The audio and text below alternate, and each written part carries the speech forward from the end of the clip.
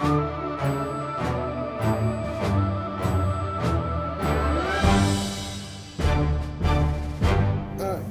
evening, everybody, and welcome to the Plympton Zoning Board of Appeals. My name is Ethan Stiles, and I am the secretary of this three-member panel. To my right is Lucas Kowalski, who is also a permanent member, and next to him is Alan Wheelock, sorry, and Dave Alberti. I'm sorry. I do the same thing. I'm sorry. And they are both alternate members. Usually our chair, Suzanne Jafarian, should be here, but unfortunately she is not feeling very well tonight. I've recorded this meeting is being recorded audibly, if not visually, and it is possible that if she's able to attend the next meeting, that she may resume her status as chair. Now, for the purposes of tonight's meeting, does anyone have an objection to me serving as acting chair pro tem? No. Okay. All right, then that's what I will try to do and try to live up to Suzanne's example. To my left here we have Town Council, Carolyn Murray. Thank you, and here we are tonight to open the hearing on the comprehensive permit submitted by Ricketts Ponds Estates. Now, the way this hearing is going to go is, first of all, I will recognize that there's a quorum present that can hear this application. Even though Mr. Farian is not here, one of our alternates may be selected if she cannot come the next time to serve as a third voting member. And the permit will be granted if a majority of the members decide in favor of it. Now, so we're not going to, as long as both Dave and Alan are here, we do not select an alternate voting member tonight. However, if Suzanne is not here the next night, then we will make a decision on who is going to be the third voting member. Now, before we begin with the applicant's presentation, I wanted to go over the procedural requirements for this hearing, because there are certain procedures that must be followed. So the applicant filed its application on April 28th, and the hearing has to be opened within 30 days of that application, which today is the 30th day. And that a notice of hearing was published in the newspaper twice and given to abutters within the specified perimeter around the applicant's property. So those were done, and the notice was posted. The notice was posted at the town hall, and later the agenda was also posted, and that will give us a guide of what's going to happen tonight at this meeting. Now, electronic copies of all the applicant's materials that they have filed, both with us and with the various state agencies, should be on the town's website. So if you wish to refer to any of those filings, you can do so most conveniently there. There's a paper copy of them located in either the town clerk's office or the building department. And also, let's see, other requirements, that copies of the application or notice was given to all the various boards and committees as required by the Town of Plympton's 2025 regulations for comprehensive permits. That was done on May 1st, and I did that. And that the applicant deposited 3 checks, one for $55,750, one for $90, and one for $96.80, as required by those regulations. The 4th check for the peer review technical assistance fund we'll discuss later on in this meeting. So ultimately, those are the requirements to begin to open a 40B hearing.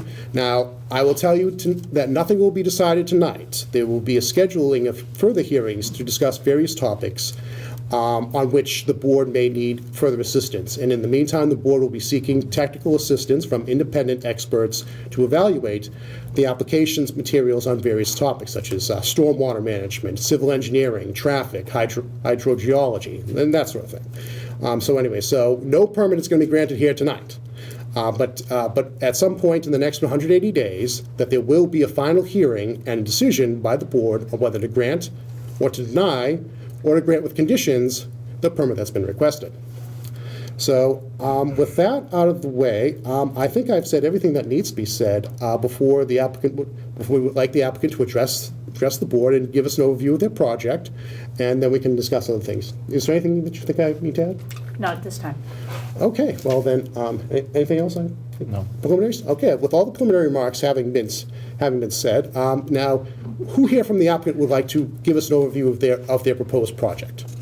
Okay, you, sir. Could you identify yourself, please? Thank you, Mr. Chairman.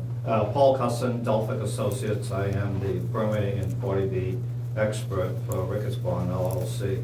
And just a point of order before we proceed is I assume the board has adopted, refer to council, the Mullen Rule, I believe it's called. So my understanding is that the chair lady is not here tonight.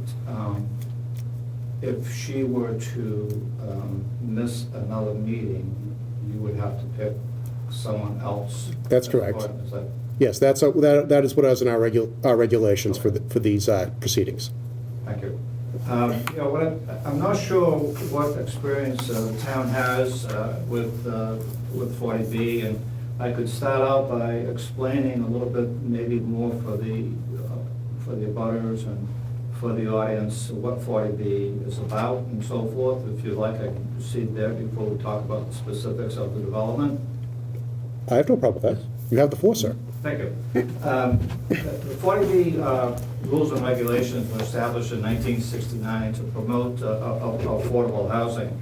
And the legislature back then had indicated and ruled that a zoning board of appeals would hear a application for a comprehensive permit.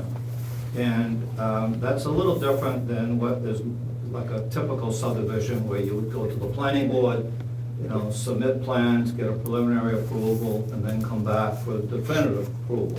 So the legislature has stated that the zoning board of appeals should hear that.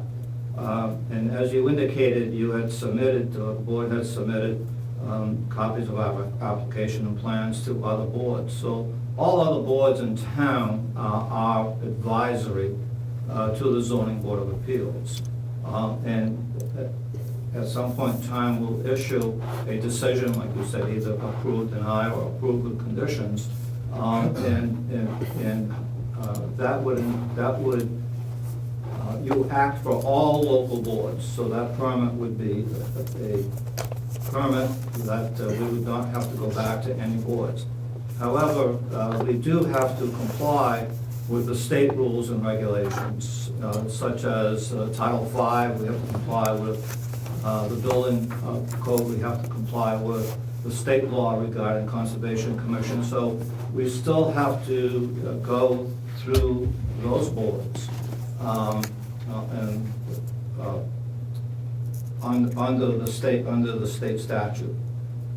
As we submit the plans, there are, as you indicated, the statute allows you to seek, if there's no expertise within the town departments, to seek outside consultants to assist the board in making a determination. The plans that are supposed to be preliminary in nature, but a lot of time, and that's what the rules and regulations state. However, it is our intent to go a little bit beyond that. Our engineer, McKinsey Engineering, is our engineer, and so we would get to the point where there's enough information, including some reviews of stormwater management, which is important, but actually that is permitted by the Conservation Commission. But however, you know, it's reasonable for the board to seek and request information that would give them enough information to make an intelligent decision regarding our plans. Now, having said all of that, once you make a decision, that's not the last time the board gets to look at the plans.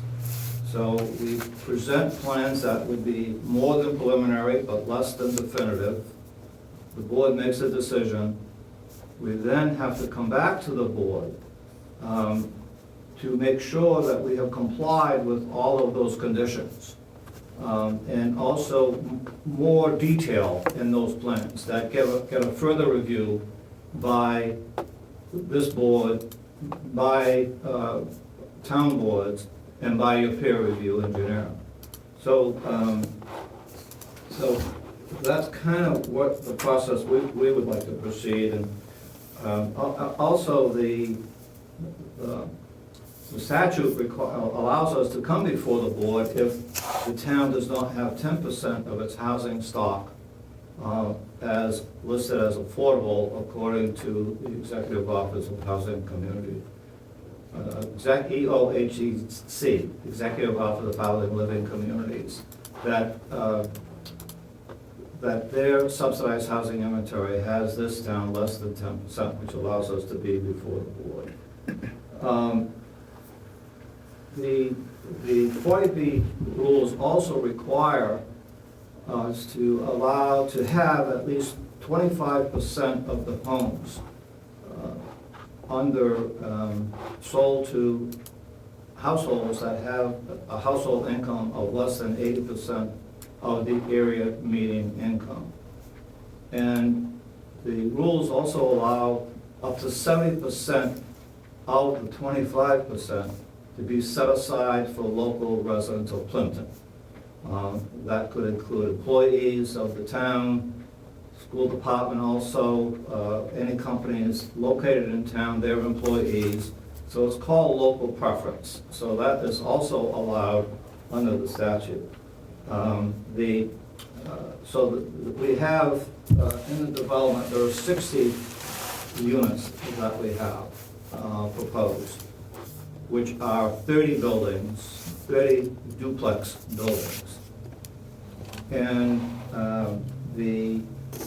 like I said, 25%, 15 of those would be set aside to families who are 80% of median income. So the sales price, so we have 2 bedrooms and 3 bedrooms. We have 54 2-bedroom units, and we have 6 3-bedroom units. The 2-bedroom units on the affordability side would sell for approximately $230,000, and the 3 bedrooms would sell for about $250,000. That price is not established until we go through the entire process with the ZBA, and then we also, in addition to coming back to the board for the final plans, we also have to go back to Mass Housing to get what's called a regulatory agreement and final approval from them. And we go through final approval, which would include approval for a housing lottery. And so the prices would be set at the time of the housing lottery, which, so those are the prices that I just stated are approximately.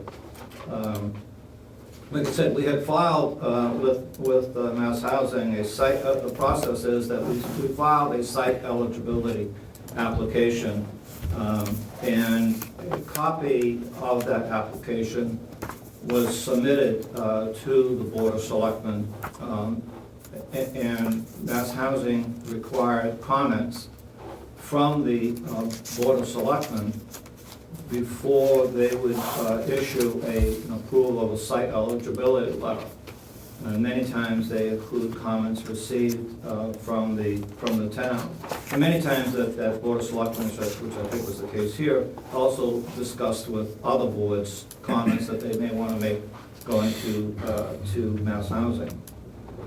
There was a site walk that was also held, and it was back in October. And there was a representative from the Board of Selectmen, I think fire, police, and a few other members were at that meeting. Mass Housing wanted to be familiar with the area, the site, and that sort of thing. So we had that site, what they call a site walk, and that happened, like I said, in October. And then in December, the Mass Housing issued that site eligibility letter. They approved the site, and they approved other things related to the site. that it was appropriate, so forth, for that type of housing. And that allows us, that basically allows us, gives us a ticket to come before your board to request a comprehensive permit. The development itself is about 25 acres in size. Like I said, it includes 60 units, 30 duplex buildings. The lots range different sizes, but approximately about 15,000 square feet each lot, which is approximately a quarter of an acre. There are a few lots that are a little less than that, and a few lots that are a little bit more than that, but I would say on average it's about 15,000 square feet. The homes, the 25% of the homes that are going to be set aside as affordable, it's important to note that this is not low-income housing, it's moderate-income housing, and not a Section 8 program, although Section 8 is a very important and viable program. That's not what we're proposing here. For example, in order to qualify, a household of 3 can earn, and that could change later on higher, but right now, a household of 3 could earn up to $93,800 a year and qualify. And a household of 4 could earn up to $104,200 a year and still qualify. So I refer to this, technically it's called low and moderate income housing, but I refer to it more as a moderate income housing program. We've submitted several binders, for the board. Each one has a site plan in it, the architectural plans, and we can refer to those. And there's a lot of other information in there as well. We've also submitted through our engineers, stormwater management plan. And there are a number of other items that have been submitted in that application. Also, we have prepared a waiver list. We have requested waivers from certain rules and regulations of the town. That waiver list is sort of a moving target. The intent of the waiver list, from my point of view, is we really need any waivers in order to build the plan as ultimately approved by this board. We have tried in advance to list as many waivers as we could think of at this point in time. But it's not unusual for that list to get amended as we start going through this process. As the chair had indicated, this is not going to happen in 1 or 2 meetings. There'll be several meetings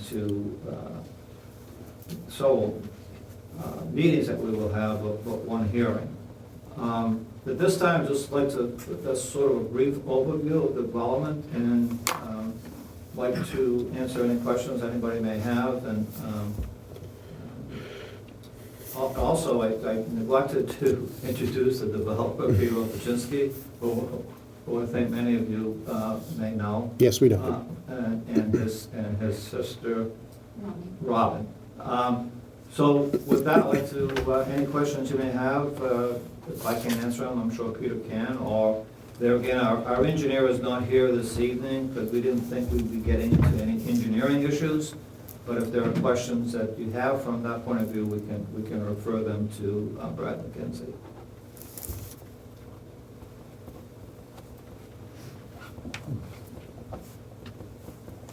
Mr. Chair, we have the public. Yes. So now, thank you very much, Mr. Cusson. Yes. Okay. Thank you very much, Mr. Cusson, for that opening. Now, normally, now the chair does have, may ask questions of the applicant or its representatives, and if any member of the chair has wishes to ask, I think we should do that now, and then after that, we should allow members of the public who wish to address the body, then they may do so. As of now, so far, I have no question. I know you probably have a question. No, as of now, no. I have a question.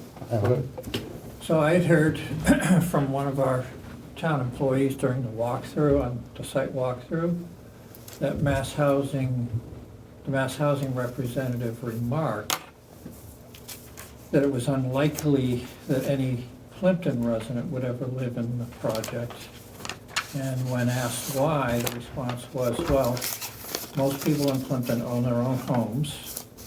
Most Plympton houses are now valuable, so they're, in order to qualify for the affordable housing in a project like this, supported by Mass Housing, you can't have assets worth between $700,000 and $1 million. That's not true at all.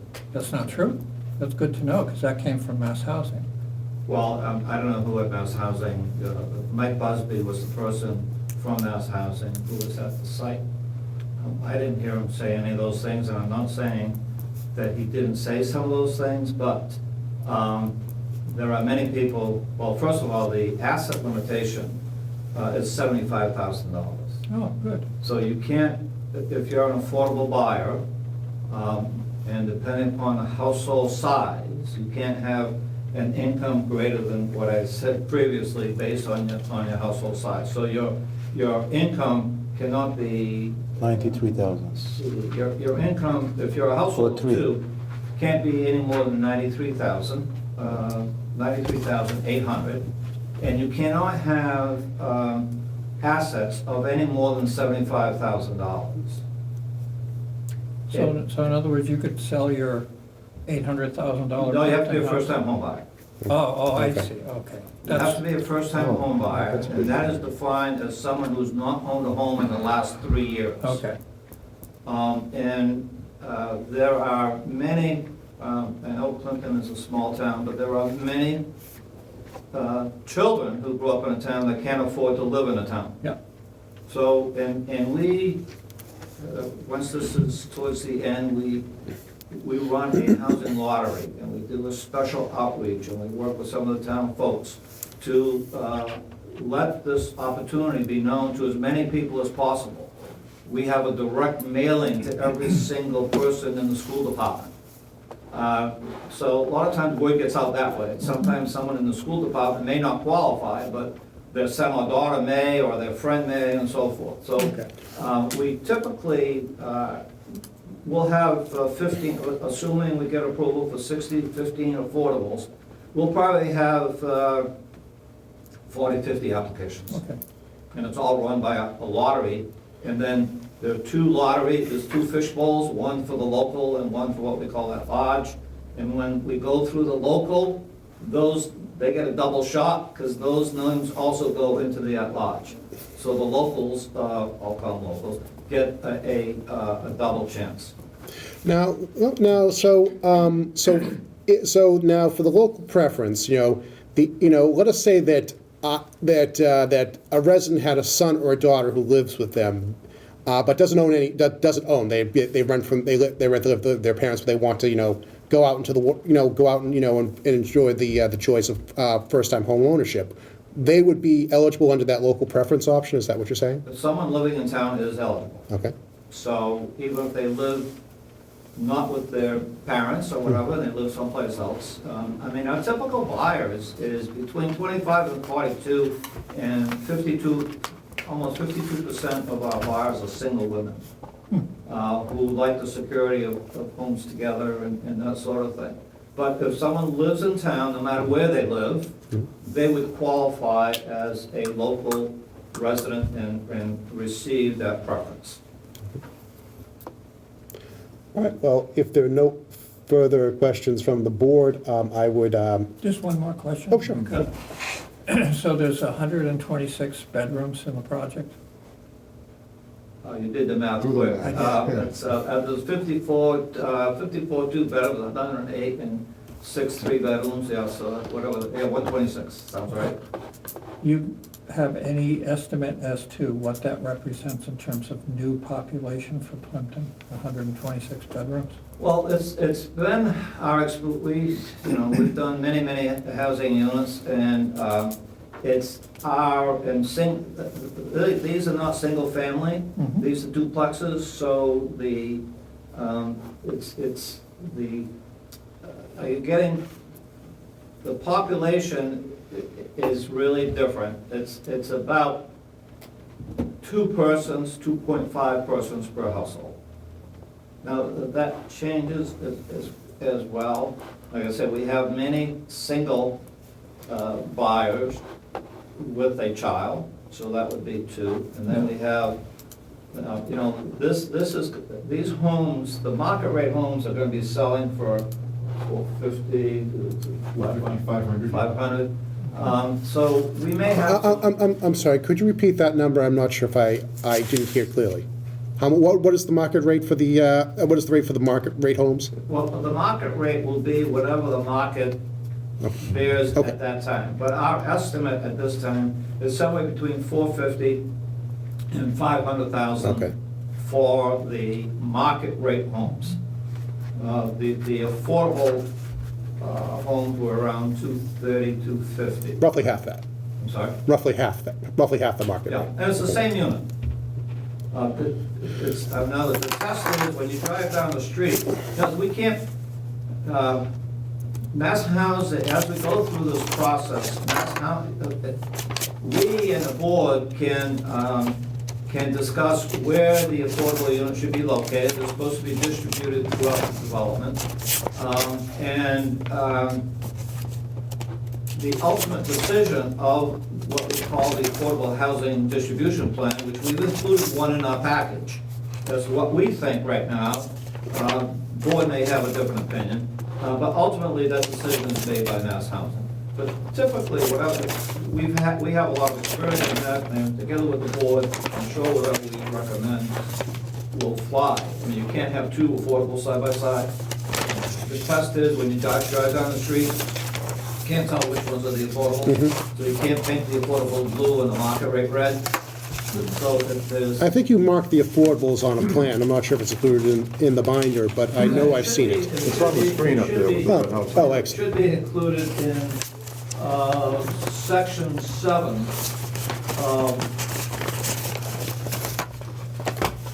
In top of the plans, I think. As a matter of fact, that's it right up there on the board. I think the red. What plan is that, Dave? The plan, I think that. Let's see, it's on the bottom 3 or right, something. It's in here. right, it's on the bottom right corner of the plan. Get over there. C1, okay. Site plan, plan. I see. There's a second, looks like a second green tab. Oh, yeah, it's the second green tab. I see the ones you're designating now. You see, they're Yeah, all, gotcha. and it's also up on the screen there, in red. I mean, Yes, that's our suggestion at this stage. I don't know, I didn't check. Okay.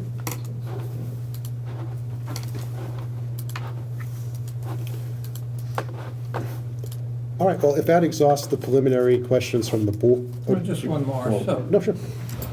So 2.5 residents per unit. That's roughly 150 new people in Plympton, which is a 5% increase in our population. Yes, and the size of the development is related to the population of the town. Okay. So, in the rules and regulations, there's a thing called large projects, and we could not come in, and even though on this piece of land, you might not, we could propose 100 units going off in different ways, but that would give you, what I believe would be safe harbor. You could reject that because it's too large for the town. So the population of 2.5 is a guesstimate.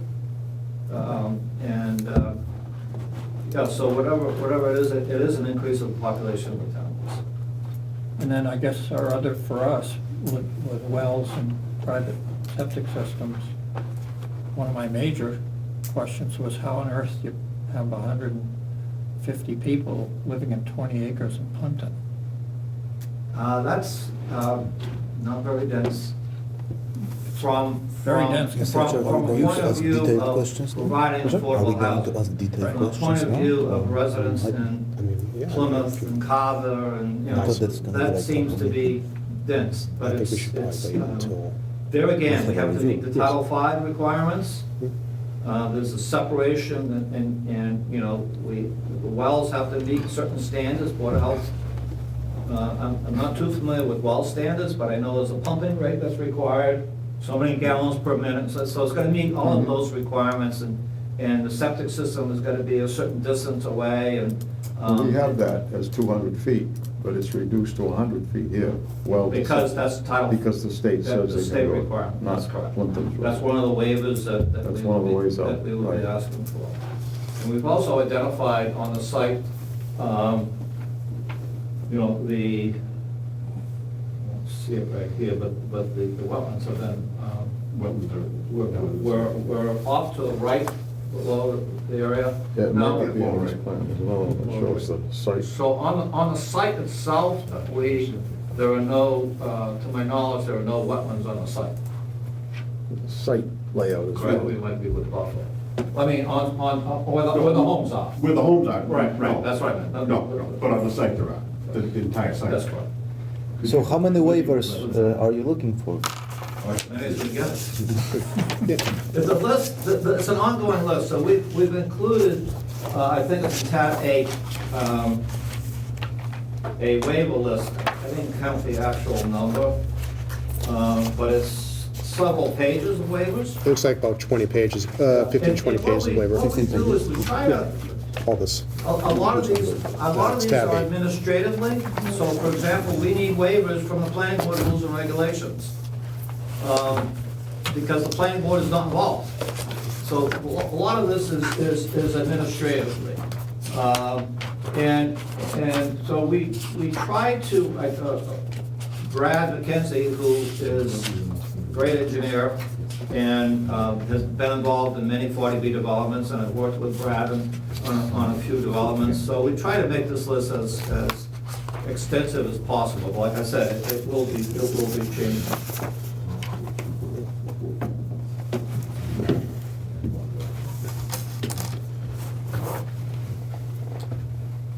And we try to isolate it by different sections of the bylaws and that sort of thing.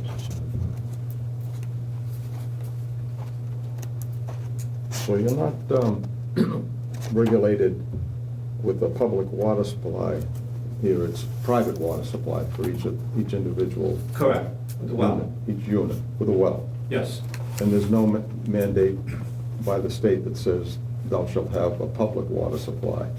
Correct. You consider this a non-public installation, this Private. project? It's They're private. Private, yes. Okay. And that's not unusual at all. We've been involved in many developments that have sewer and water, and we've been involved in many developments like this, and many developments that would have town water with a septic. So these would be private and privately maintained, not maintained by the town. Each homeowner, each unit owner Each unit is owner. responsible for his or her well There's- and what- septic. What we're doing, we're creating a condominium, and we probably will be discussing with council, but there's, each duplex can be and will be most likely a condominium unto itself.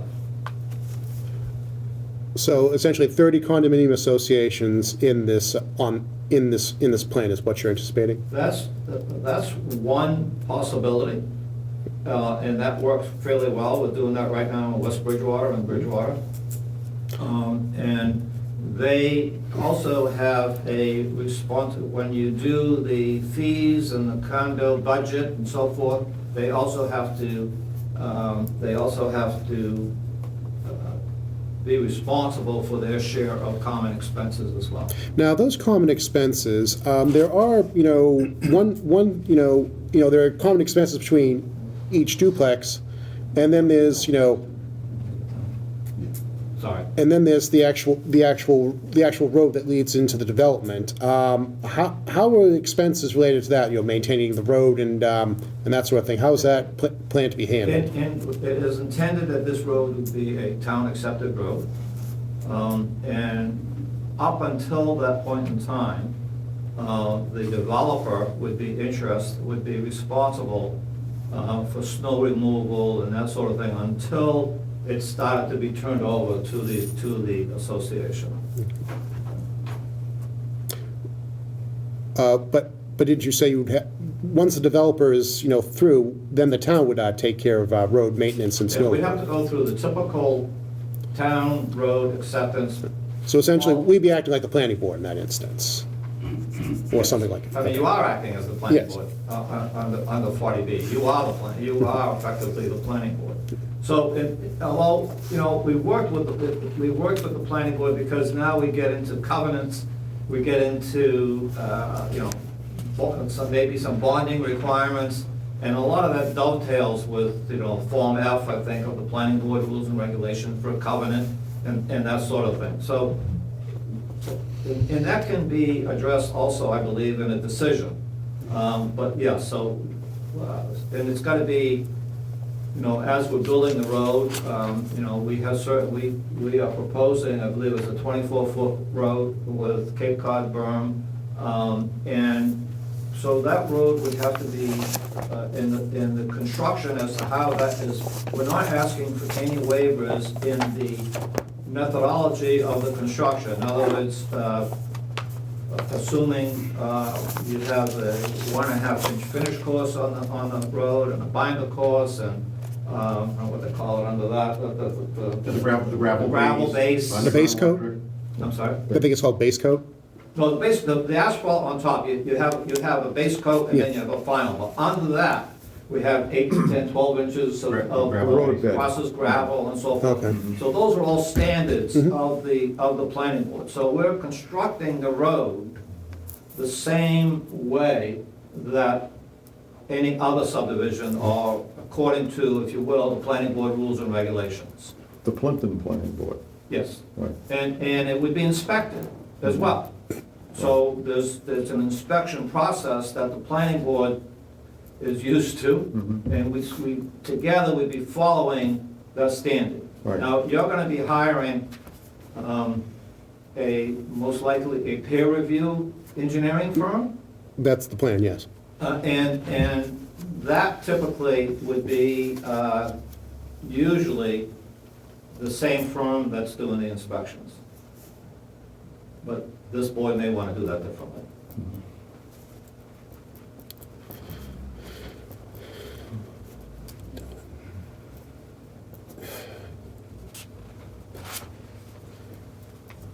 Okay, if there are no more other preliminary questions, then I think we could allow the members of the public who wish to address the board to speak. Okay.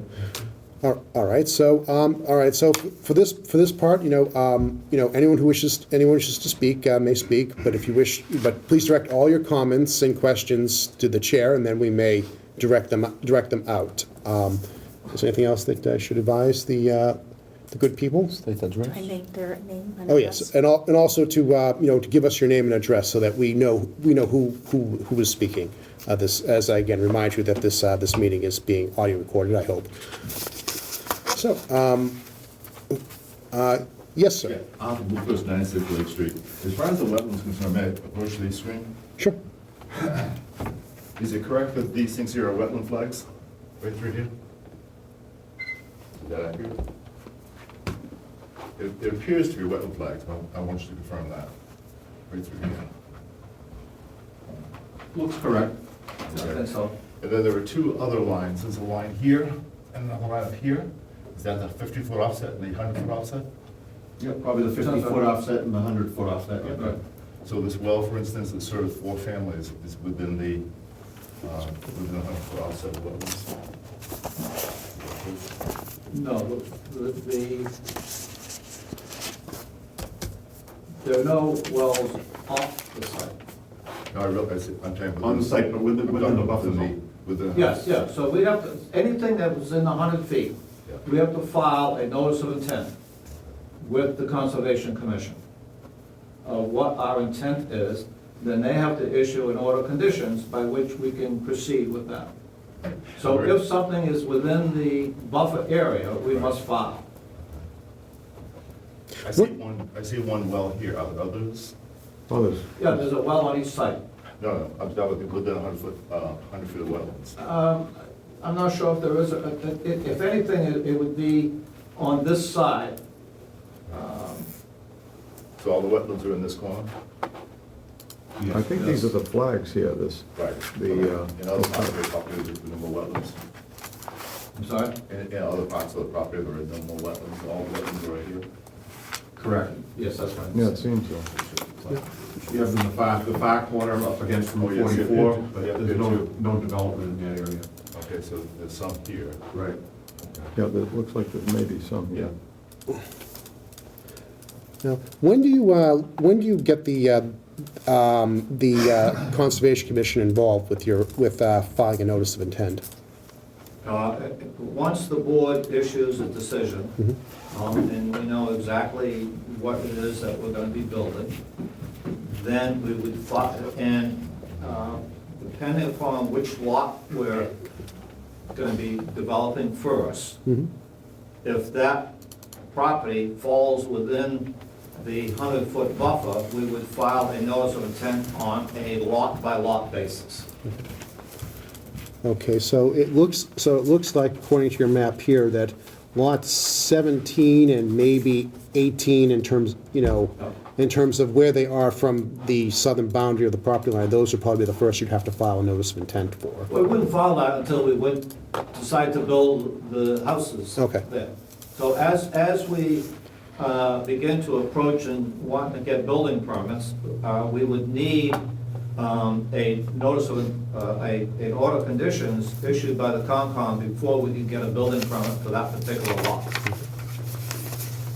Now, approximately how long do you anticipate it will take you, assuming that you get your permit and the Concom gives you your notice of conditions that you can work with, how long do you anticipate that construction will take to build these 60 units? How long will it take to sell them?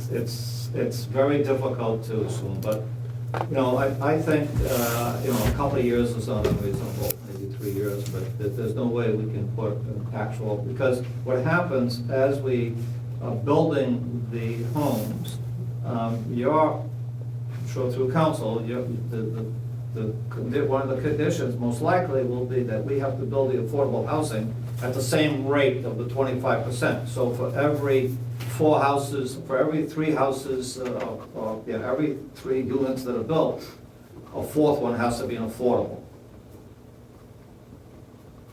So it depends how long it's going to, so it's going to take, how long it's going to take to sell 45 market rate houses and build them. And the building is not the big issue, No. it's the sales. It's the sales. Now, and forgive me, this sounds like either very basic, even perhaps even a stupid question. No such thing. Do you intend to sell, lots with houses to be built, or built houses ready for people to move in? Both. Well, okay. So what will happen is that, they'll be building, I'm not sure exactly how many, 2 or 3 spec units, and at the Like show homes, like, models? well, that not sort of- necessarily a model, will be built, one could be a model, it depends on the marketing team and how they want to proceed, but it's not unusual to have one as a model / sales office, Yeah, that if somebody wanted to buy it, a lot of the developers say, fine, I'll buy it and I'll move next door for the sales office. So it depends on the best way to proceed. But we want to make the site as attractive as possible in the beginning. And hopefully the marketing will follow. okay. Another gentleman. Oh, yes, you, sir. Kevin Luton, 11 Spring Street. So if they weren't sold, would you stop, say you went 2-3 years without selling any, would there be fewer buildings, would you stop building? If we haven't sold anything in 2 or 3 years, we're not going to be building anything. Right. So it's a possibility then that there may be 10 buildings there and not 30. No. Eventually, there'll be, you know, whether it takes 4 years. Right. Or 3 years, eventually. It's gonna be done. It's gonna be developed, okay? Now, isn't there a time limit that you have to complete development, or you have to go back to the board or to Mass Housing in order to get, you know, an extension of time to finish the development? No. There is a time period by which construction must begin. Okay. Once a decision is issued by the zoning board of appeals, and council hopefully will help me out here, I think it's 3 years that you must begin construction. The issue is that no one has ever defined what beginning construction is. Could be site work, some people think it's a building permit, but, so within 3 years of the issuance of a comprehensive permit and the resolution of any appeals, it will be 3 years from that date. How long it's gonna take is that would be an unacceptable condition in the permit.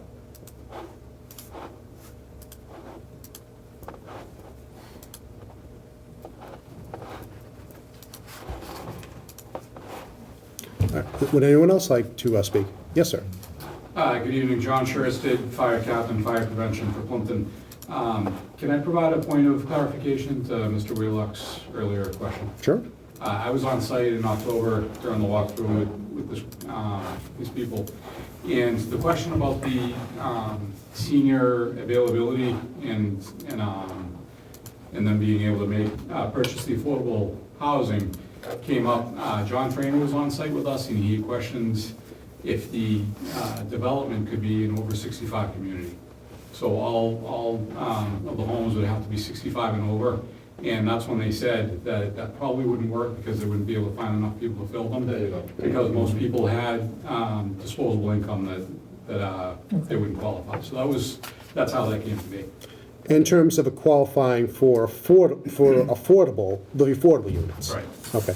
So, and I don't want to speak for Mr. Trainer, but his question was making this complex an entirely senior community, and that's how that came to be. And that certainly is an economic issue because it affects the market, the pool that we have to sell the homes.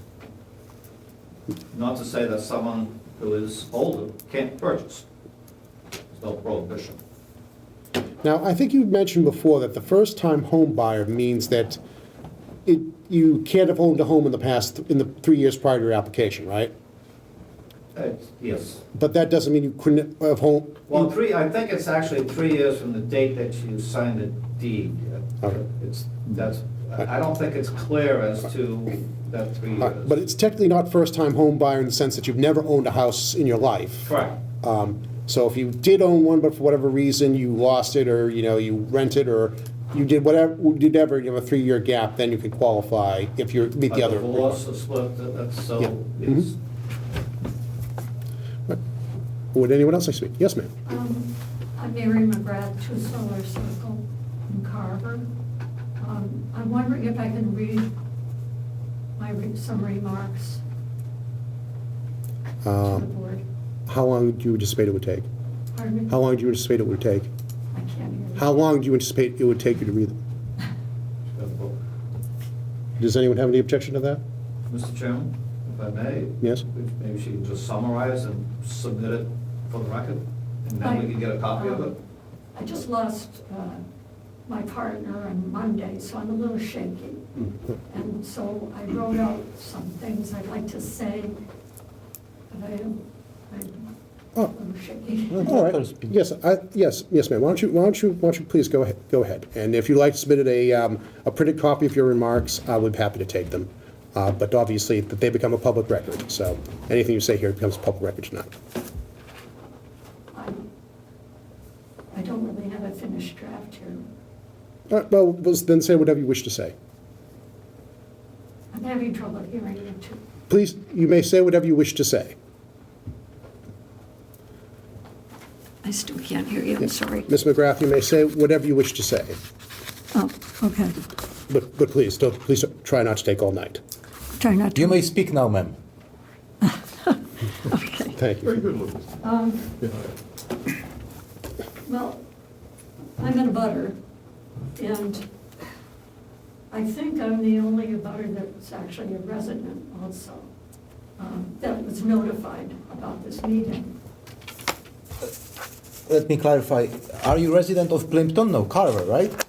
You are Carver resident. Yes, we did, yes, there were, On the abutters list, yes, the abutters list does have, we had to get butters for both Plimpton and Carver because there are some within the buffer zone, so I think about six, about right, and a couple, we do so. have a piece of property in Plympton Okay. that also abuts. Yes, One of my concerns is that because most of the neighborhood was not, are not abutters legally, so they didn't get notice about this meeting. And I feel that the project as currently proposed will adversely impact the whole neighborhood. I'm opposed to this project in its current form. My main, but not only objection is the density of the project. There will be increased traffic in the neighborhood, water and sewer needs for 60 units on a 24.43 acre site, potentially could affect the aquifer that we all depend on. The location is wedged between State Highway Route 44, solar fields, and an industrial park. And I don't think it offers sufficient green space, in my opinion. Where will the children be able to play outdoors safely? And although the proposed project is called Ricketts Pond Estates, there's no actual legal access to the pond for any of the people, and maybe not even a view, I don't know. On a personal note, children being children and naturally curious and adventurous, I'm concerned about my liability should someone be hurt on my land, because I expect the children will go exploring in the neighborhood, in the area, and the area is the area of this project is very small, so they're going to be enticed to go to the pond, maybe over into the solar fields, and that's all on my land. Thank you.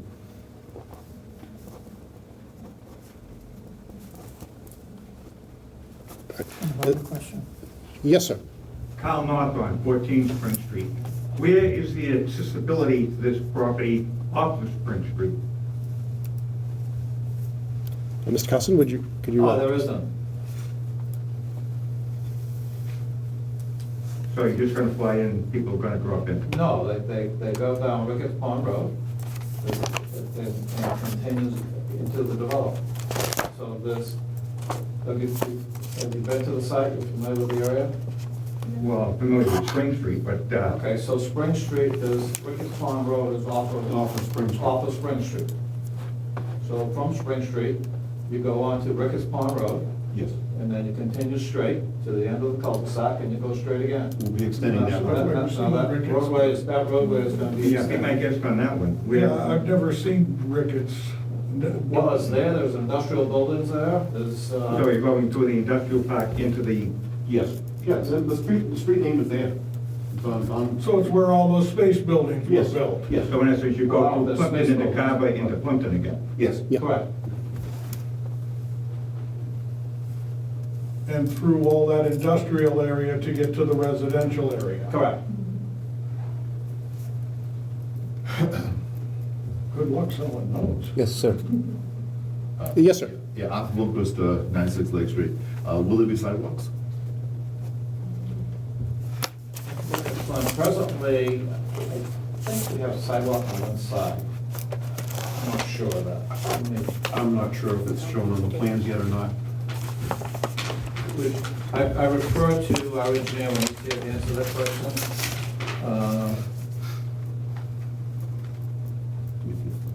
Yes, by a typical section.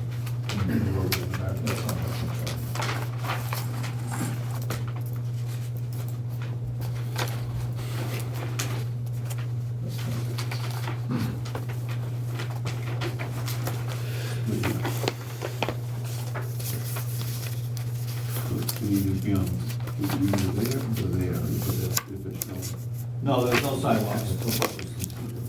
You mentioned a Doesn't Cape make, Cod. I mean, we're gonna have a sidewalk going to nowhere. I mean, there's no, you know, so, there is no sidewalks presently. Didn't you If mention you look a at, if you a look Cape at Cod page berm? 11 of the drawings, What's a Cape Cod berm? You Cape mentioned Cod, that. Cape Cod berm is like a slant, and a lot of fire departments prefer that too, but it's a slanted, it's usually about 18 12 inches. inches wide, 18 to 18 12 inches, to and the 18 back, inches. the back side is usually a couple inches. Yep. And then slopes down. So toward the street, It's in addition to the street. right. So you have it's- the roadway that's 24 feet, Mhm. all right, and then you have this berm. So that's the sidewalk, basically, or that's the edge of the road. Edge of the road. After the edge of the road. It's in move like a granite curbing. It's just to It's channel just the a water. piece of tar that goes To up to the channel the water grass. to the catch basins and drainage areas. And it abuts the lawn surfaces Yes. adjacent to the home. Correct. Okay, It's a pretty typical detail. okay. We- Yeah, I And didn't- we have it on Ricketts Pond Drive now, through the industrial section.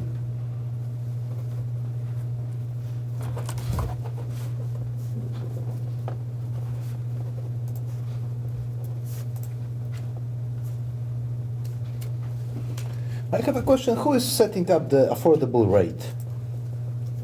Say that one more time, please. Who's setting up the affordable rate or the price for the affordable units? It is- It's done through what they call a sales matrix, and what's gonna happen is that, Mass Housing establishes a monitoring agent. We are the lottery agent, so we determine what the price is. The price is based on someone so you take a typical, take most of them are two bedrooms, so you take typical two bedrooms, so that would be a household of three. I'm just talking about the calculation process. So it's a household of three. So a household of three cannot spend any more than 30% of their income for housing expense, which includes principal, interest, taxes, HOA or condo fees, homeowners insurance, and so forth. So it assumes the interest, the most published Freddie Mac interest rate plus 25 basis points. So you throw that all into the mix, all right, and I'd be glad to show you one, and so we come up with, so for example, we have to calculate a 5% down payment. Then they have a mortgage, so as the mortgage rates increase, the sales price of the affordable decreases because of that 30% calculation. And then we figure the taxes, also includes the taxes. And it includes hazardous insurance. It includes PMI, if you put down less than 20%, Private mortgage insurance. private mortgage, PMI, yes. So, now, there are programs that we have a strong relationship with a number of lenders, including, some state lenders, that's how we calculate the price. Doesn't mean that the buyer is necessarily paying PMI. For example, the Mass Housing Partnership has a housing program that says, because we're the state, and however they do it, they don't require private mortgage insurance. So for example, private mortgage insurance is expensive. It's like, we're calculating here about $140 a month, but they don't do that. But we have to calculate it in the pricing structure. And that's determined by EOHLC. The state determines how we do that. So when we do this calculation, we then have to send it to the monitoring agent, and they have to approve this. And And there's also a deed rider, so that person is buying a house, we'll say for $230,000. They can't turn around and sell it for $500 and put the money in their pocket. So there's a deed rider that's attached to each deed that says when that affordable buyer goes to sell their house, they have to go through a particular process. They usually call us, but sometimes they're supposed to call the monitoring agent to get a maximum price for which they could resell it. And that's based on the resale multiplier. So we do that calculation to come up with the price. So it always stays affordable. So the intent is that house stays affordable in perpetuity. And it gets added to the town's, I mean, you have to do, when I say the town, the planning board, whoever's got to do that, those units become eligible to be included in the subsidized housing inventory. Right now, I think the town is at 4% affordable, something like that. So, you know, so that would eventually get added to the subsidized housing inventory. I can give you the exact rate. Yes, ma'am. Joanne Beckwith, 27 Lake Street. Do these affordable house owners pay the same tax rate as the rest of the town? No. They pay because their houses are restricted. So it's like a market rate house that's gonna be selling, we'll say, for $500,000. They're taxed at the full rate of $500,000 because they can sell that house later on for whatever the market will be, $600,000, $700,000, whatever the market will be at that point in time. The affordable buyers have a restriction, the deed rider, that has a reflection of what the value is.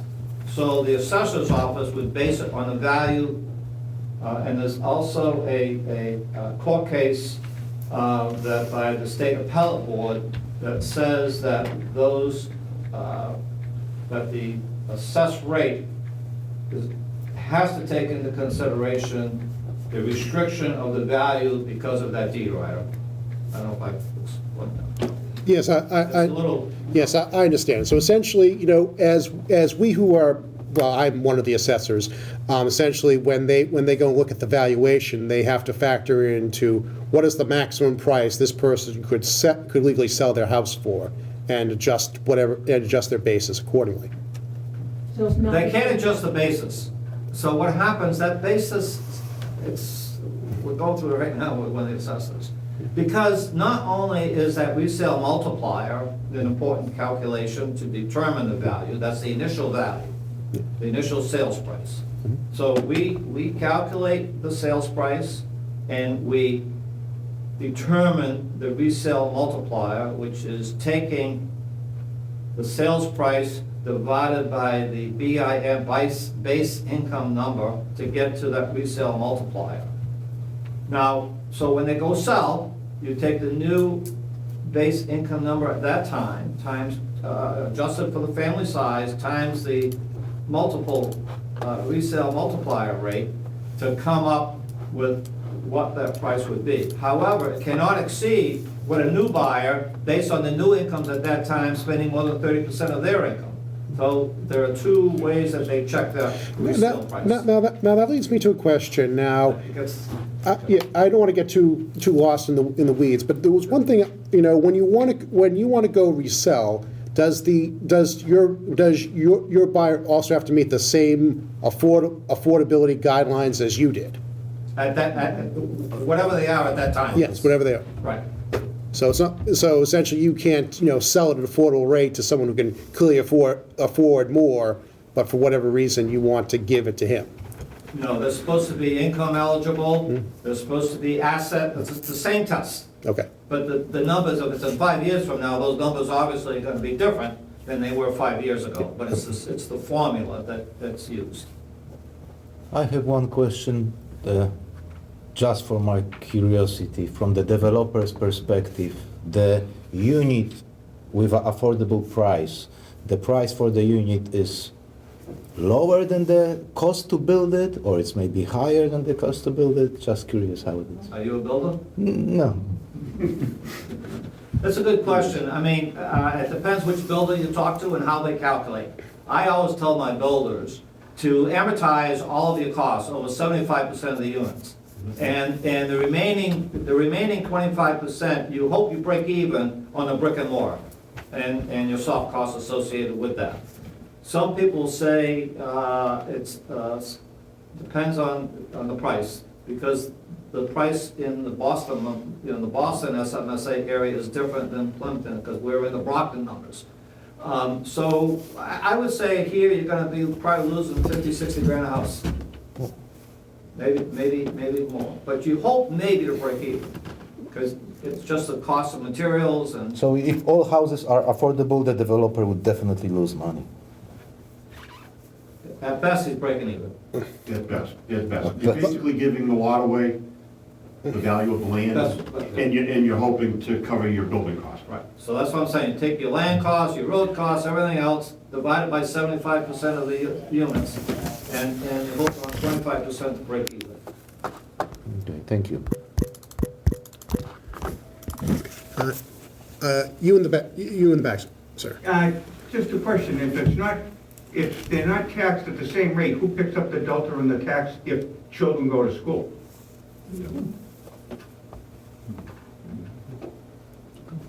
We do. Oh, they pay tax based on the rate, right? Yes, Of the price. So. Yes, I mean, one thing that unfortunately we cannot consider, and I think it's in the that's in the mass housing approval letter. Here, let me get. It says, let's see, comments outside the findings. The following comments were submitted to Mass Health identifying issues which are not within the scope of our review. The town of Plympton is concerned about potential school-related costs and potential increase in fire-related calls. Unfortunately, the 40B statute does not allow us to enter into those considerations when deciding whether to grant or refuse a permit. That's state Now, law? having said that, what we typically do is work with the school department, so that we can, as we know, if any children are coming in that might be entering elementaries, and we have 5 kids, we work with the school departments, even though what you said was correct, but we still work with the school departments to let them know what we know about potential enrollment.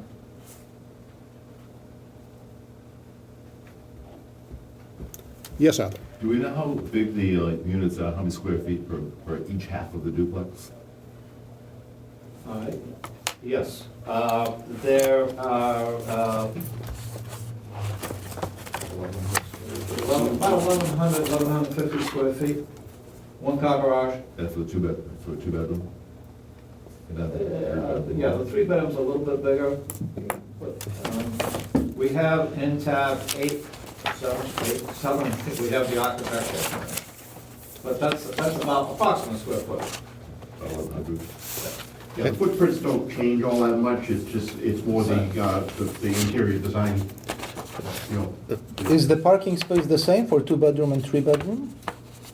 Requirement? It's a 1-car garage, yes, in both cases.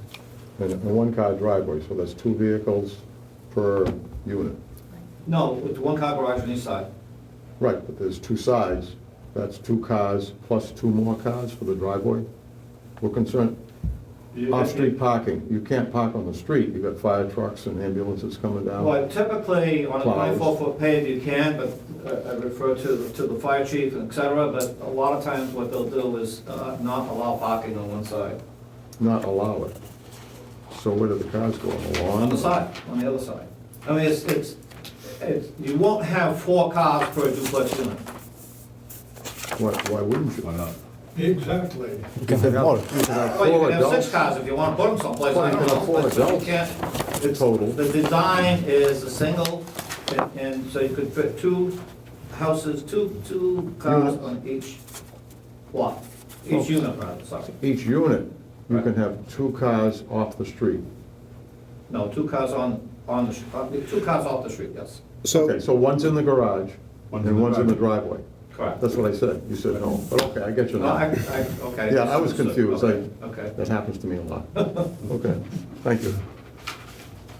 So there's no real off-street parking allowed? We'd have to enforce that or put No, up signs? or- I would recommend, and there again, it'd be up to the fire chief to make. Not off-street, but on-street, I should say. Yeah, you would, I think you should be able to park on one side.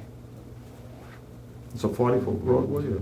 Well, it's a 40, I don't know what the layout, there's no layout here, but it's 24 foot plus the Cape Cod berm. Right. Okay. The fire department, if I may, Mr. Yes. Fire department requires 20 feet of unobstructed roadway, so that gives you 4 feet for parking on the side of the road. 20? 20 feet unobstructed. Is 4 feet enough for parking? No. No? So, We've got a smart car. so the road is too narrow? That's a way, that's a. I think that's where we're going. That might be a waiver we'd be looking for. I guess so. When we watched the property, correct me if I'm wrong, we discussed this, and we were gonna, if I remember right, we were gonna work together on finding a way to make the roadway accessible, unobstructed for us. We were gonna check the sizes of the fire vehicles. The maximum size would probably be the tanker, and we were gonna work with them to make sure that we had that. 'Cause we really need a two-way unobstructed path. Now, with the, fire apparatus, all right.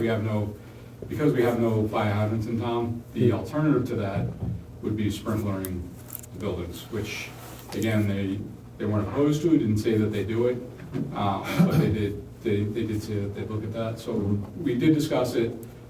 Neither one of us had a conclusion, but that's something that I'm sure we'll discuss. Yeah, I think you had that discussion with Brad, and typically what he'll do is that, to the fire chief's approval, is, Captain, just because this is being recorded, I want to make sure that it's correct. But that's okay, Captain. Gave you Fire a Prevention gave you a Captain. raise. Yeah, I appreciate it.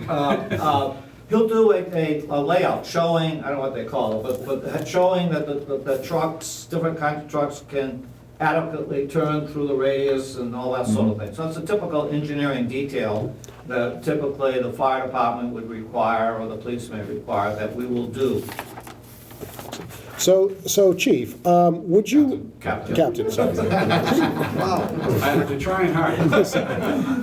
So at the current width of 24 feet, would you be able to get two engines side by side down that road, or would they have to be one following the other at this point? I believe at 24 feet we could get two. Again, I'd have to check with the tanker and see the width of that particular truck, because it's probably a bigger truck. Yeah.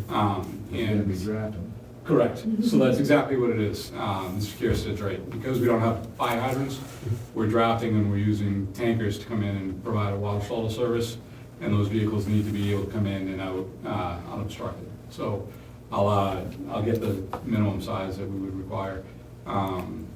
If you can think of a two-way roadway, any street here in Plympton, we set it up for that exact scenario, that we take up one full lane of traffic for the fire apparatus that's attacking the fire, and we leave one side of the road open for those vehicles that are bringing water back and forth. So that's the need for us specifically, because we don't have fire hydrants. We need to have one full lane open for apparatus to come and go. I'd like to say that most your average roadway in Plympton is 40 feet wide. No, it's a 40-foot, I'm sorry. Mr. Chairman. Okay. No, please continue. Typically, it's a 40-foot layout. Okay. So the roadway is 40, the plan shows 40 feet. Now, within that 40 feet, you have a 24-foot, maybe 26-foot wide road, Cape Cod berm, maybe a side, and room for a sidewalk on each side, whether or not the sidewalk is actually installed. So you have 24, so you have, let's call it 24 feet, 22 foot on each side, that's 26 feet. So that's 14 feet left over. Usually they have 8 feet on one side. Grass strip, sidewalk. Right. So that's pretty, so typically your road, 24 feet is, and I don't know what the subdivision standard is in town, and we'll take a look at that. But typically, it's, 24 feet is pretty standard road width.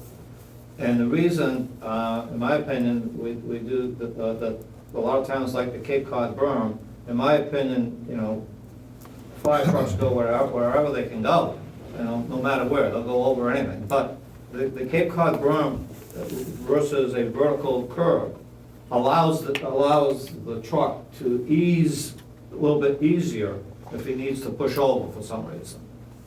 So that's one of the reasons a lot of towns like the Cape Cod berm. I'm sure it's considerably less expensive too, to do the berm, correct? Yeah, correct. It is, Yes. of course it Right. is, sure. Gentlemen, over there. Okay, yes, sir. A question to the board, how much influence or override does the state have on your board? Where they're involved with, you know, all these percentages and so on and so forth. You know, of a town of under 3,000 people, it doesn't make a hell of a lot of sense with all their influence. Would you like me to take yes, this one, let's Mr. take Chair? that one. Okay. So all of this is set up by state law that's called Chapter 40B. So everything that the zoning board is allowed to look at or their scope of their authority is all set by state law. And there's a whole corresponding set of regulations that go with it as well. But to your point in terms of, it doesn't matter that Plympton's population is, you know, 3,500, whatever, you know, it's, you know, it's a small town versus a large city, it doesn't matter. The state standard is that 10% of your housing stock, your year-round housing stock, has to be dedicated or restricted as being affordable and put on the state's subsidized housing inventory. That's just to achieve what they call the 10% safe harbor. There are a couple of other safe harbors that sometimes apply, but the 10% is kind of the thing that everybody is most familiar with. But everything comes to the Zoning Board of Appeals. They're ultimately going to issue a decision. Depending upon whether that decision is an approval or that decision is a denial, the decision can then be appealed. Now, let's assume the Zoning Board of Appeals ultimately denies this, for example. If we deny it, the applicant, I would expect, would appeal this to what's called the Housing Appeals Committee. And it's like a mini trial, but they're not judges. They are, you know, state-appointed people who sit on this commission, and this is all they do, is they enforce the 40B statute and regulations. If it were an abutter who wanted to appeal, abutters have to go to court. That's just the way the statute has set it up a little bit separately that way.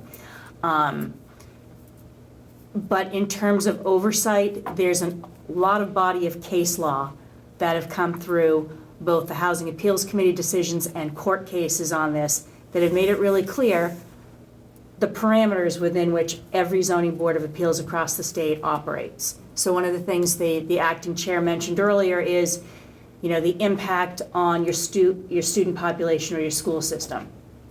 That is not an appropriate consideration for denial of a comprehensive permit under Chapter 40B. You have to have a local rule, so it can be a bylaw, it can be a regulation, it can be a policy of some sort, and that local rule has to embody some sort of public health or public safety concern.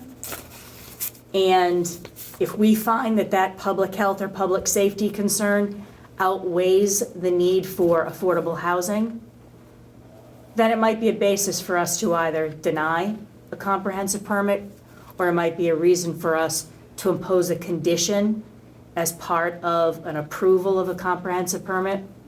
So in essence, as a town, you'd be going against the board of the state. Exactly. Or court, depending upon who actually appeals your decision. Do they take in consideration the water that the town, that's all we have is our water, that these are wells every quarter of an acre? Is that even acceptable for, or even the sewage, I mean, the septic systems too are very full. Well, they have to comply with Title V. So even though we might have a local regulation that might be more restrictive than for relative to septic systems or setbacks for septic systems, or perhaps we have a local regulation for distances between wells and septics, whatnot. Any local rule in the 40B process can be overruled. We can hope to maybe reduce the houses because of the wall issues.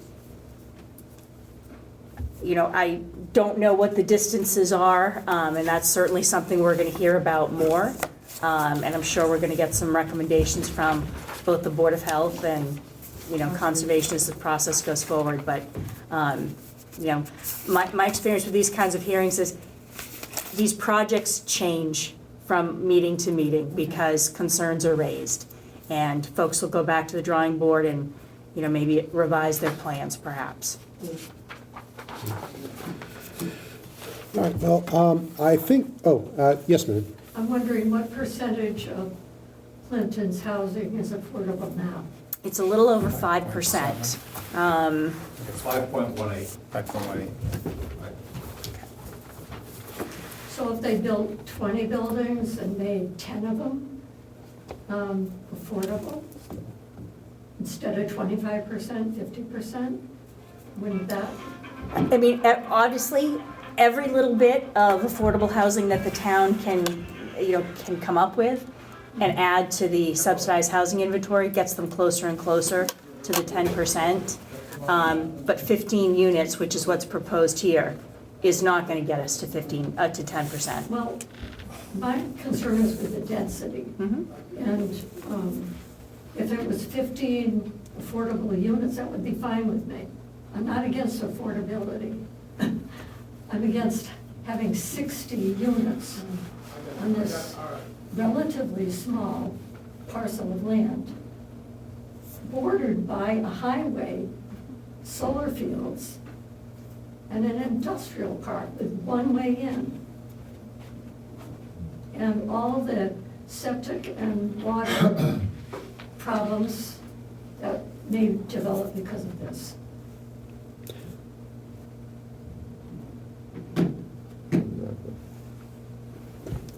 Well, That's a big concern. If I may say something, we are not here experts in any of the fields, so we'll have reviewer that will come and will advise us and will present us with all the options we have. So, and I think that's a good time to get into one of the final two things we need to discuss tonight, is the discussion of peer review consultants. Because ultimately we will need someone to help guide us through the plans and proposals that the applicant has submitted, including the stormwater management plan, which is a big part of their submission. We have, Mr. Chairman, Yes. we have submitted a plan. Yes. Yes, I'm aware. I'm sure it's going to be tweaked, but.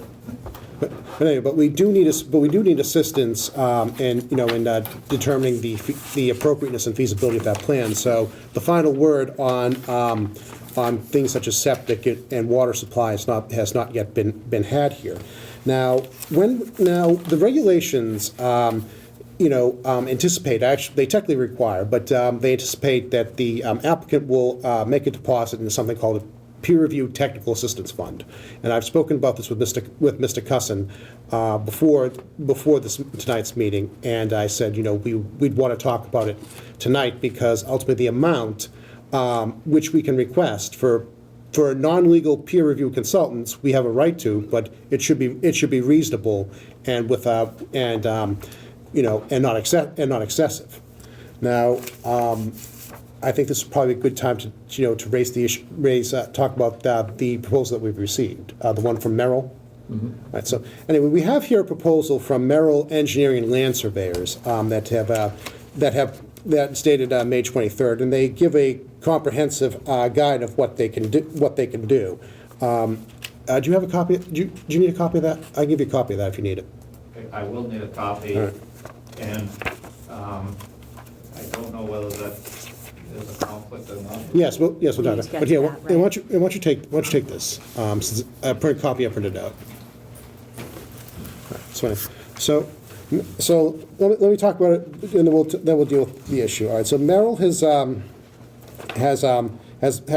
made a proposal. And it's a fairly comprehensive proposal. They estimate a traffic review. let's see. They do traffic too. Okay. Yeah, so yes, they do mention that in here. Civil engineering, and let's see what else we have here. Land surveying. So I assume that's part of it.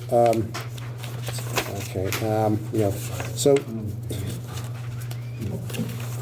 they talk about floodplain, stormwater. So it looks like they can handle a good amount of the work that we would require. They say infrastructure, stormwater, wastewater, and water services, building configuration, internal circulation, parking, safety, lighting, and landscaping. But now that brings me, and the estimated fee that currently on page 3, I think it is $14,820, but it says the traffic review is to be determined. So that is, I think, a reasonable basis for talking about a number for the technical assistance. Is that traffic review? Yes. Without the traffic. Without the traffic view. It says estimated fee for the traffic view is to be determined. But Right, for sound and view off of 44, I think that referred to, is that what that is? Let's see. I don't see anything like that here. Do you? That would be a concern if I was in one of the condos. For noise control from the cars going by on 44 Yeah, and for yeah. view, That's. you might want a barrier of some sort, like they do in other places along 44. I'm not sure if that's explicitly covered in here. I can't recall it off memory of whether that is, but that's certainly a. Something we could add if we had concern for the occupants. Okay. Are we close with the review? We're gonna.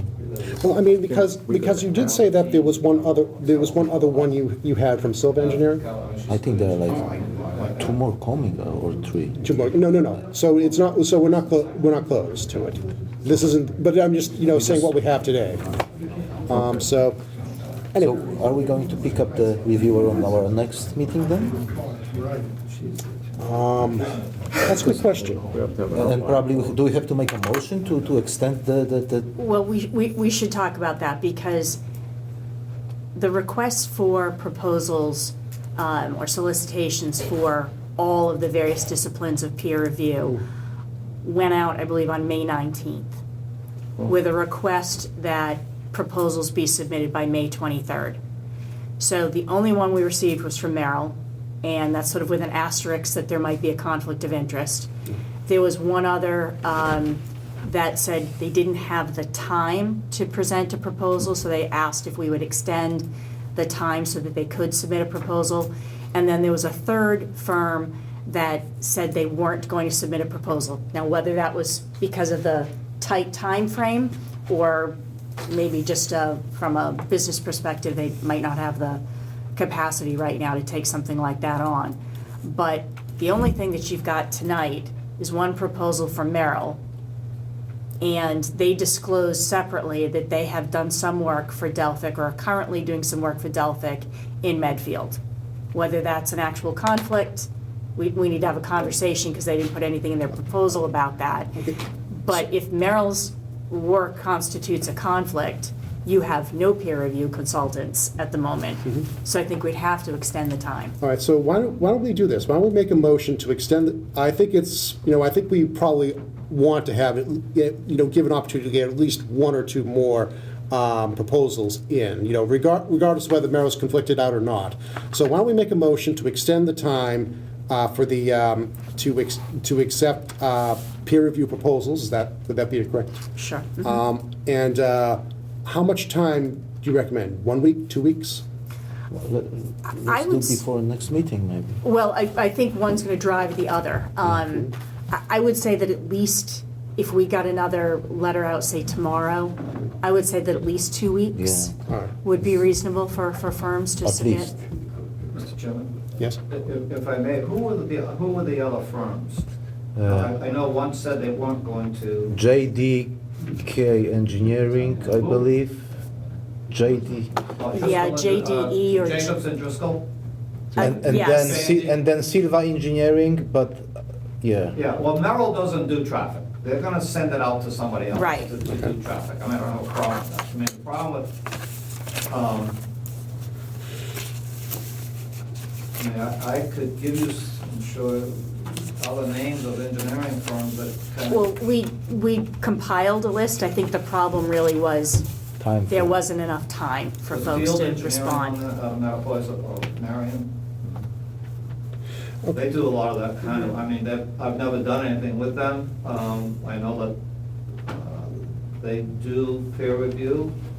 I mean, If you could provide us a I mean, I don't list have a pro- I don't have a of problem with a 2-week contractors? extension, that's, you know, that's reasonable, I'm just saying that's, No, that would be very helpful. yeah, so what I'm saying, let's put our heads together, and I know it's your ultimate decision. As to Merrill, great engineering firm, Deb Caliber, the chief engineer, I'm on her team. Or she's on our team, and that's not the only one. If the board selected Merrill, I don't think I have, as long as everybody knows what's going on, I don't think I have any objections to Merrill. If for some reason in 2 weeks you don't get an adequate response, but I would suggest at least Field Engineering is one company that I know does a lot of that, and just see what happens in 2 weeks. So on the point that you just mentioned, could you tell us a little bit about the work that Merrill Engineering is doing for you in Medford? They are the engineer. Okay. Well, in Medfield, they don't technically work for Delphic.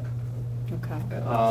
As I am the lead person in this development, there's a couple of different I'm also the lead person in Medfield, and along with another attorney, who's covering more the legal side.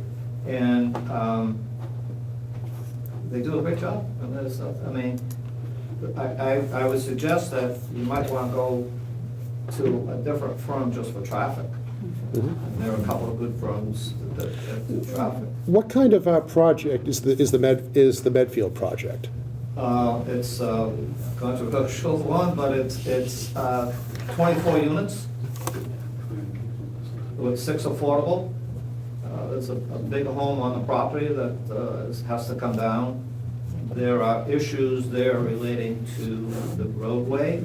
It's on an old historic narrow road, 18-foot road, that's being accessed into that development. So the issues there are more traffic related than they are engineering related, but it's all kind of ultimately related, so. And we're in the road construction business, and we're also bidding the road construction for that project, so, yeah, this is the story gets better. So you would develop both the houses and the road? No, but he's. I would just, my main business is site work. Okay. Building roads, Okay. and doing heavy earthwork, and that would be our only involvement with the project. So I had recommended to the developer that they call SLT, they do a great job. And so we're both kind of indirectly involved. Okay. Indirectly involved. But both of you would have to communicate with Merrill regarding various issues of construction. I think they've already done that to you, right? They've already indicated to you that I was involved here? Yes. They just said they were involved in another project with Delphic Okay, Associates in right. Medfield. That was as much Okay. as they disclosed. So it's up to, there again, here's what I think we should do. Or my recommendation is what you should do, is you need to set up a 53G account, which is where money goes into a special account. And what we're gonna suggest is that $15,000 be put into that account ASAP. And when that account gets down to $3,000, it would be replenished as necessary. That would, and I refer to council, but that would allow you to enter into the contract with whoever you select, because the money is there. Well, yes, but bear in mind, you have the right to object if there's a conflict or you don't think they have the expertise. So and we'll we take a don't want to look at go it. ahead and select somebody only to find out at the next meeting. No, at the next right? meeting, we'll select, I'm not saying you select somebody before, Right. but if you selected somebody in 2 weeks from now, everything's all set up, ready to go. Except that we have to have a meeting with a discussion with you as to who we've selected. And we can do that in 2 weeks. Well, Well, 3 well, weeks. if we're only getting the proposals back in 2 weeks. Yeah. When are we going to have a next meeting? That's the question, exactly. Because the other thing too is that, what do you want to discuss at that next meeting? Because if you're going to give another 2 weeks for peer review consultants to submit proposals, and we schedule a meeting for, let's say, 2.5 weeks from tonight, all we're really accomplishing that night is the selection of the peer review consultant. Maybe there's another further presentation from someone on behalf of the applicant, but we won't have anybody lined up yet and ready to respond or analyze any of the, the data. Yes. Is it possible that, so the board has to select in a public meeting? Well, the only way the board can vote is at a public meeting, yes.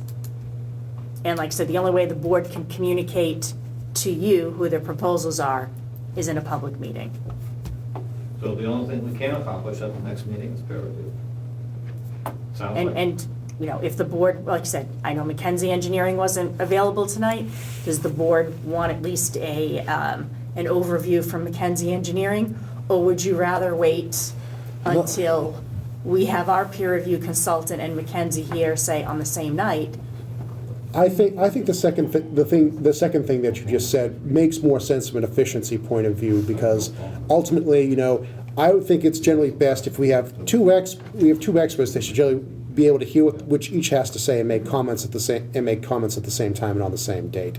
So I would be inclined, perhaps to schedule a short meeting after we've got the proposals. Obviously it's a public meeting, so anyone can come, and then we decide on it. Then we make out the schedule as to what we're going to hear from whom and when, if that makes sense.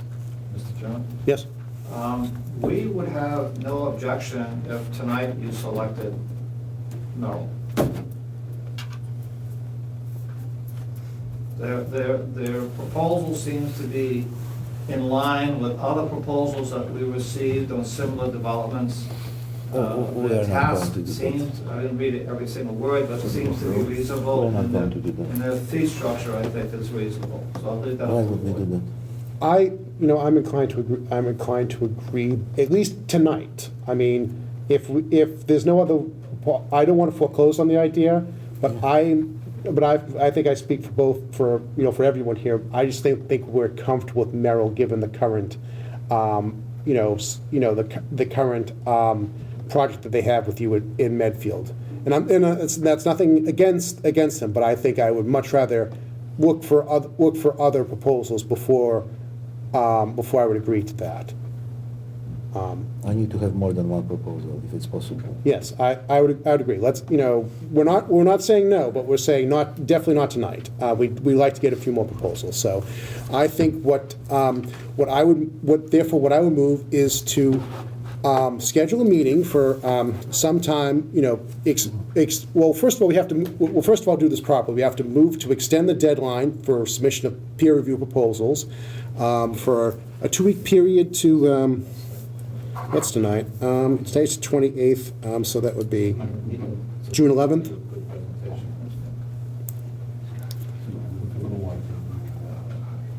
Or how about the 13th? I mean, give them to the end Give of it a the... full week. Yeah. All right. So my first motion. Well, actually, I'm the chair. I can't make a motion, can I?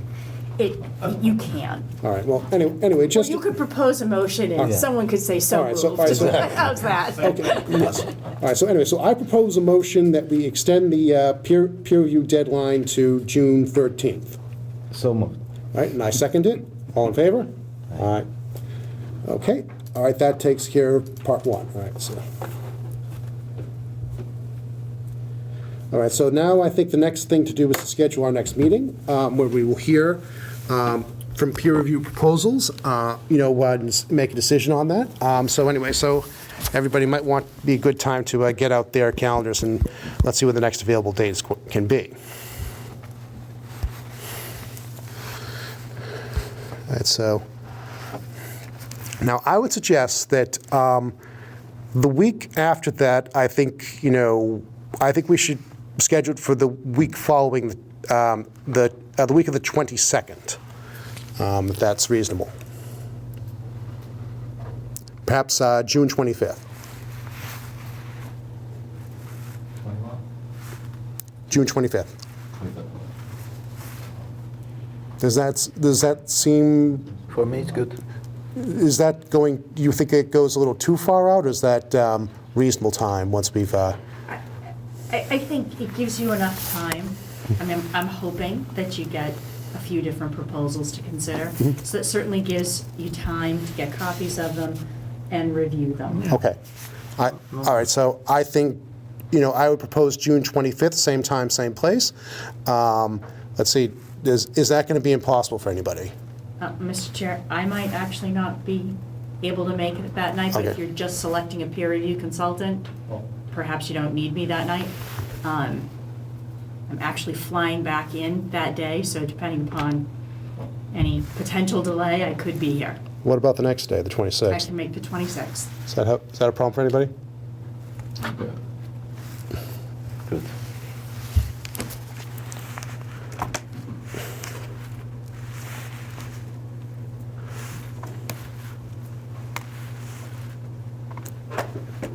So, do you guys have a problem with June 26th? Fine. Okay. All right, so the next meeting on this application will be held on June 26th at 6:30 PM in this room. It's a public hearing, anybody's welcome. We don't anticipate it to be an extendedly lengthy hearing, but we will have a discussion on the selection of the peer review team, the consultants, whatever you want to call them. So, yes? Would it be appropriate to also send out separate requests for traffic?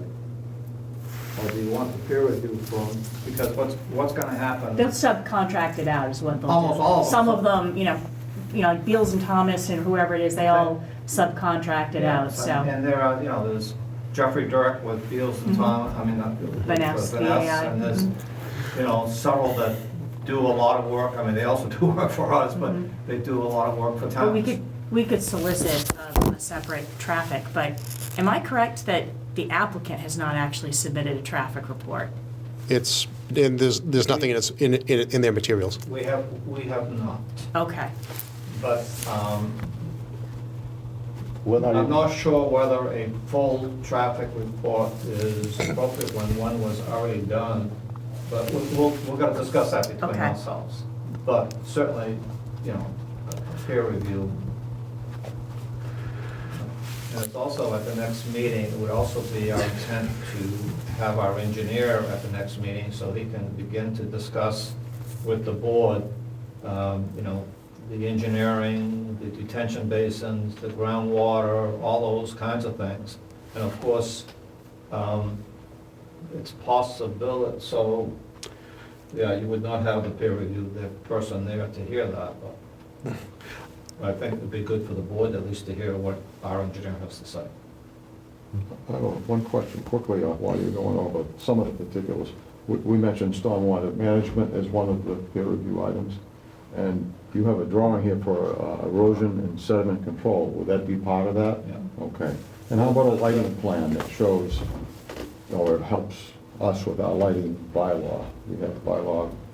I'm sorry, say that again. We have a bylaw that restricts and all approves certain lighting for dark It's a local skies. bylaw, so that's under the hands of the zoning board of appeals, whatever you think is appropriate, we'll discuss that. Planning. Have you requested an exemption from that bylaw? I'm not sure. Yeah, I didn't But see there it again, mentioned. those waivers continue to evolve. Okay, we'll just wait for it to I come mean, by. we've done that different ways, but the stormwater, what happens is that this board wants to get very comfortable with what we're proposing for stormwater management, but the actual permit of that rests with the Conservation Commission. One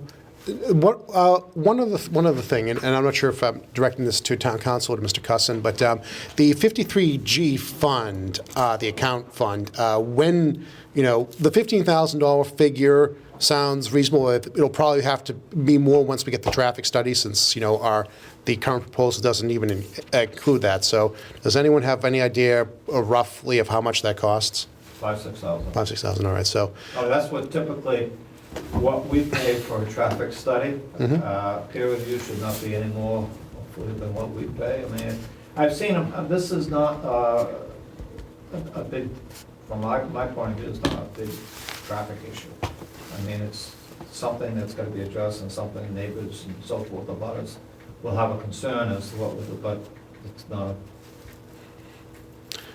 Okay, so when, is that something that, obviously they have to, make the initial deposit at some point. When does that happen? When we select the peer review, or before then, or? They could make the deposit tomorrow, quite Yeah, frankly, we'll do that. because it's We'll not do dependent that on who we next week, select. week and a half. Huh? Yeah. All right, that's We don't need a fine. motion for that or anything like this? For them to make that deposit? No. No. Okay, once it comes in, I will, obviously submit it to, figure out how we submit, and they have to talk to the town accountant or the treasurer and see how they handle that. But anyway, who do we approve the invoices as they come in for, as these people bill for their services? Unless you've got someone on staff that would review that for you. If not, then yes, it will be Okay. up to the board to ultimately approve this. Okay, well, we can do that, as, scheduled as the hearings happen. Question, as those invoices come in, are we allowed to see copies of those? Yes. And the breakdown. And also, they're entitled to copies of the proposals we receive, is that right? Yes, they are. Okay. All right. I thought so. Obviously, they should be entitled. Obviously, they should be entitled to those. All right. So I think that pretty much wraps up all that we can really accomplish tonight. So unless the board has any other comments or things they'd like to address, then I'm prepared to adjourn the meeting and continue it until June, whenever I said it was, June 26th. And Mr. Chair, that was a motion to continue. Yes. Hearing, correct? Okay. Okay, if that's a motion, I propose the motion. Will you make it, please? I make a motion to schedule the meeting on June 26th at 6:30 PM in this room. All right, I second. All in favor? All right. Okay. Okay. Well, Adjourned. we're adjourned. Thank you very much all for coming, and we'll see you. And we'll hopefully see you all on June 26th.